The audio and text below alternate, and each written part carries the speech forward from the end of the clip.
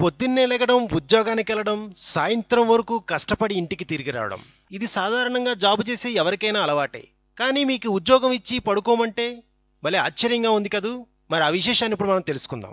ఉద్యోగం చేసే వాళ్ళకు ఎప్పుడు సెలవు దొరుకుతుందా? పొద్దంతా పడుకుందామా అని చూస్తారు. కానీ ఉద్యోగమే పూర్తిగా పడుకునేదైతే? నిజంగానే పడుకునే ఉద్యోగం కూడా ఒకటి ఉందండి. అందుకు జీతం కూడా తక్కువేమివ్వరు. 3 నెలలు పడుకుంటే 11 లక్షల రూపాయలకు పైగా ఇస్తారు. అయితే ఇక్కడొక ట్విస్ట్ ఉంది. ఏదో రాత్రి పడుకుని ఉదయం లేచి ఉంటామంటే కుదరదు. 2 నెలల పాటు నిద్రావస్థలోనే ఉండాలి.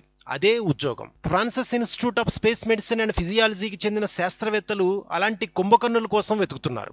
ఈ ఉద్యోగం మొత్తం 3 నెలలు ఉంటుంది.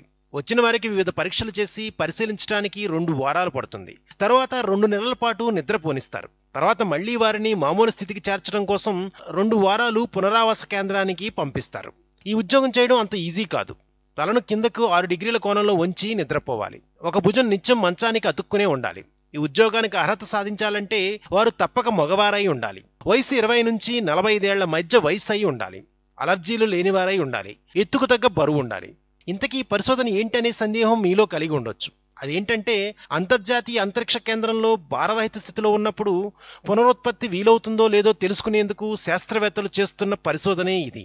ఇందుకోసమే ఇలా 3 నెలల పాటు నిద్రించే వ్యక్తి కోసం వారు వెతుకుతున్నారు. మరిన్ని ఆసక్తికర విశేషాల కోసం ప్లీజ్ సబ్స్క్రైబ్ టు రెక్ టీవీ మిస్టరీ.